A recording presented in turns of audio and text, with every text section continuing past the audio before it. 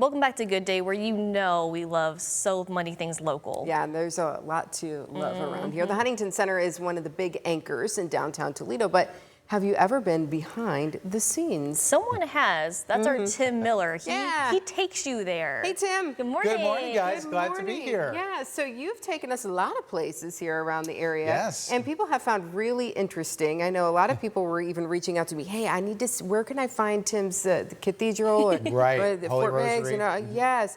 So this time you're going to the Huntington Center. Yeah, so we're on our YouTube page and we're on WTOL 11 Plus, which Yeah. we always say is that free download on your TV. But we recently went to the Huntington Center. You know, a lot of people have gone for walleye games, for concerts. My son's going to graduate there in a couple of weeks, in a few weeks, so we've probably been there for graduations too. So we wanted to see what happens behind the scenes. There's all these hallways and green rooms and things like that, and a catwalk as well. Which Did you I go don't up? love heights. I did. So I think we're going to see a little bit of that here.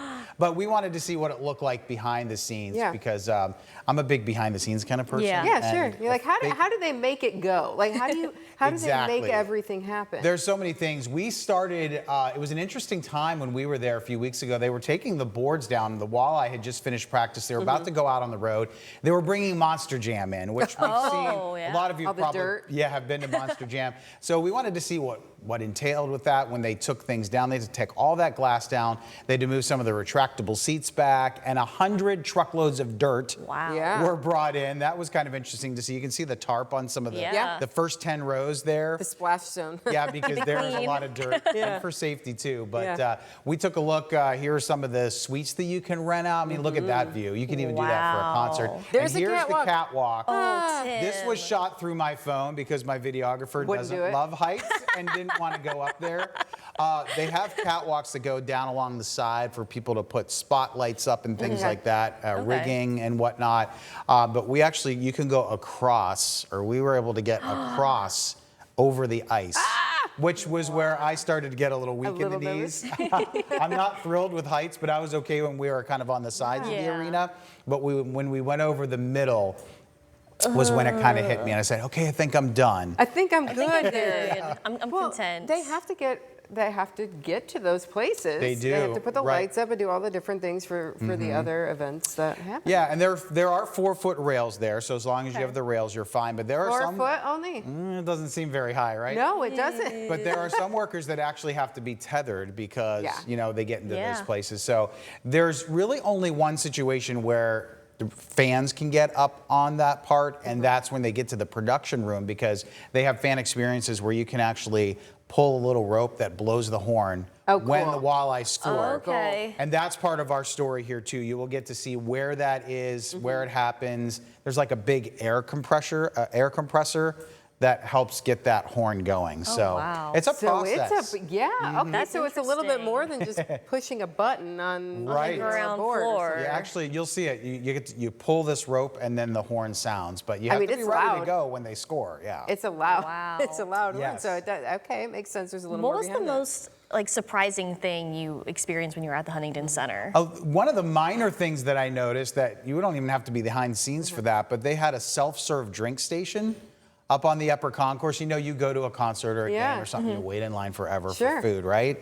Well, this is self-serve. You can get drinks, you just swipe your card and you move on through. I didn't even know that they had those nowadays. So I know fans use those for walleye games, and you don't have to wait in line for drinks. And I think on the other side, they have some food items too. Yeah. So you're not gonna get like your hot dogs, I don't think, things like that. But Like chips or something like that. yeah, if your kid's like fussing, Candy they bars. want a drink or something, you can just go do the self-serve, which is That's cool. nice. The laundry room too, I saw that, I'm like, hey, can we go in there? Because I have friends their kids have played hockey. It's probably the worst smelling clothing for sports.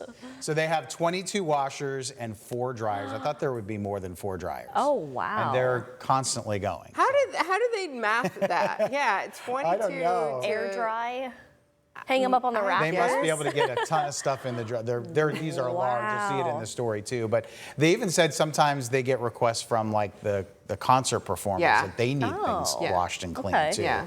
So I thought that was interesting. Some of the I know the Disney on Ice, the Cirque du Soleil folks who have come in there for shows, Right. I think they have their costumes and things like They that. have that costume sometimes need needs to and be things watched. like that. So I think the catwalk for me was the most exciting thing because, like I said, I don't love heights, so that was cool to get up there. But just to see some of these things behind the scenes, like the huge washers and dryers. The green room really isn't all that special, and they even kind of say that. It's just a room, and there weren't any concerts there at the time, but that's where they'll set up all their food. But it made me think, ooh, like you've had like performers here, like Big famous names. names that have walked around these halls and done these rooms. And then you know how like in our garages or whatever at home or in our attics, we're always looking for every little space to hang things and keep them out of the way. Yeah. I looked up at one point in one of the hallways and there were 2 goals, like hockey goals, Just hanging from the casual. top. And I'm like, oh, that's ingenious. You're trying to make use of all your space. Yeah. Like, just like at home, we have to find spaces. Just like down in the Efficient. basement. Yeah, but it really makes you think, you know,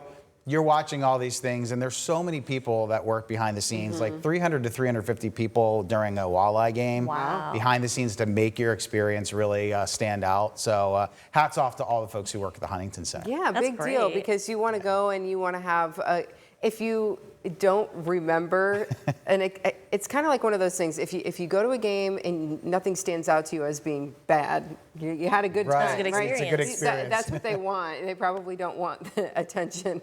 No, exactly. Not every experience will be perfect, but it was just really cool to be able to walk around. And Greg Sotolo is the operations manager. He did a great job taking us around and showing us the cool things that happen. We didn't just want to see the dirt being spread down. I think we've been there before for stuff like that, for Monster Jam. We wanted to see some of the other things. So people are really liking it. They're watching it on 11 Plus, which is great. Nice. And you know, we have a lot more that we've been working on I was too. going to so. say, where are you going What's next? Can you tease a Well, little this bit? week, I'm glad you asked. This week, we're at the Sylvania Historical Village. Oh, cool. A lot of school kids may know it, but we learned that a lot of people haven't seen it yet. It's run by Heritage Sylvania. It's kind of right off of Main Street downtown. It's active right now on WTOL 11 Plus.